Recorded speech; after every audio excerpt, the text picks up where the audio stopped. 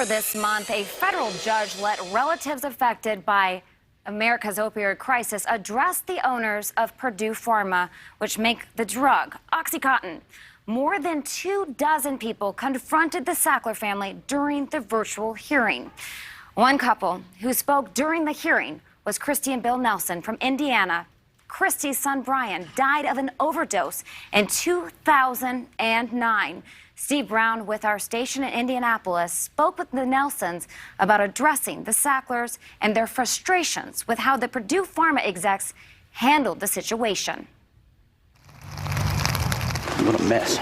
It was rainy and cold, but that didn't matter to Bill and Christy Nelson. Hi, Brian. It was Brian's birthday. Happy birthday, son. Brian Fentz, Christy's son, Bill's stepson. I sure miss you. Gone 13 years now from an opiate overdose. I never in my wildest dreams thought he would die. 911. It was Christy who discovered Brian unresponsive. Yes, hurry. The horror of it captured in this 911 call. I need an ambulance. My son's not breathing. Hurry. Is he blue? He's white. How old is he? Oh, God, he's dead. Ma'am, I need you to calm down. How old is he? Ma'am?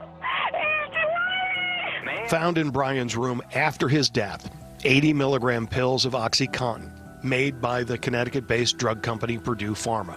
No opioid drug maker has been pursued in the courts more than Purdue Pharma, blamed as a major contributor to the nation's opioid crisis and the more than 500,000 overdose deaths in the United States.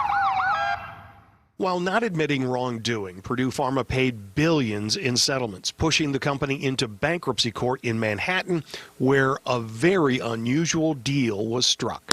Via Zoom, 26 people who had lost a loved one to an opiate overdose got to speak to the Sacklers, who owned and ran Purdue Pharma and made billions from the sale of OxyContin. The Nelsons were the only ones from Indiana selected for this hearing and were given very short notice to prepare. You only got a day? Only a day. In court? To get ready. One day. And earlier this month, at the remote hearing, the Nelsons were disappointed. Richard was not on camera. He was on telephone only. We never saw him. Richard is Dr. Richard Sackler, former chairman and president of Purdue Pharma, who, according to court records, wrote in emails that if people die because they abuse OxyContin, then good riddance, and referred to addicts as scum of the earth. Of the 3 Sacklers in attendance, only Richard Sackler was allowed to just listen in. That bugs you? That really bugs. Well, bug's not the word. It pisses me off. This is what the Nelsons' court appearance looked like. Now, cameras aren't allowed in federal court, so the Nelsons, in a Facebook video, recreated that hearing appearance by reading the exact same testimony and beginning the exact same way with that haunting 911 call. Oh, God, he's dead. Ma'am, I need you to calm down. How old is he? Ma'am? Ma'am? You wanted to make sure the Sacklers heard that. Absolutely. And I hope they hear it in their dreams at night. Because I do. But you know what, Richard? Bill kept his focus on Richard Sackler, saying that when the hearing was over, Richard will hang up his phone and go do whatever arrogant billionaire cowards do on their birthday. Shortly after the hearing, the bankruptcy was closed, leaving the Nelsons, again, disappointed. Justice was not served. No. In any way, shape, or form. I sure miss you. And the Nelsons, they're left with a gaping hole in their lives, I wish you were here. looking ahead to years of annual birthday visits for Brian. Happy birthday, son. Happy birthday. Mommy loves you too much.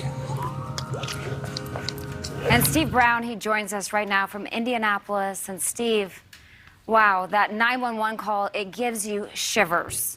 And Nelson say justice was not served. What exactly would justice look like for them? Hi, Kelsey. It would be some form of accountability, personal accountability for the Sacklers. Keep in mind, the Sackler family founded this company. It, for decades, populated its board of directors. It ran the company. It profited from the company, and no drug that they produced provided more profit than OxyContin, which has been widely criticized. The manufacturer has been widely criticized for the aggressive marketing of this, which in some corners there is absolute no doubt that it was part of the opioid epidemic that we saw ravaging severe portions of this country. And really talk to us about the rarity of family members having the chance to be able to address the CEO of a multi-billion-dollar company. How did the Nelsons go about preparing for that? Well, they only had a day, as we pointed out in the story. They were essentially notified on a Tuesday night that they were selected to speak.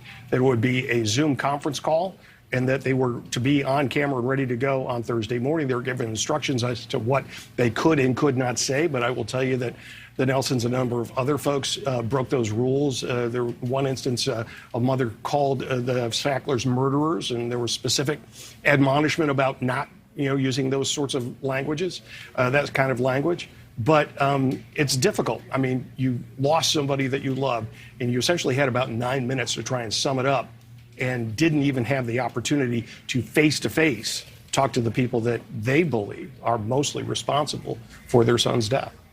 It's really such a sad story. Is there anything that the Nelsons are planning next? There is the possibility of criminal charges. The U.S. Justice Department is looking at it, but for the Sacklers, essentially they walk away from all of these bankruptcy and civil proceedings and the state negotiations.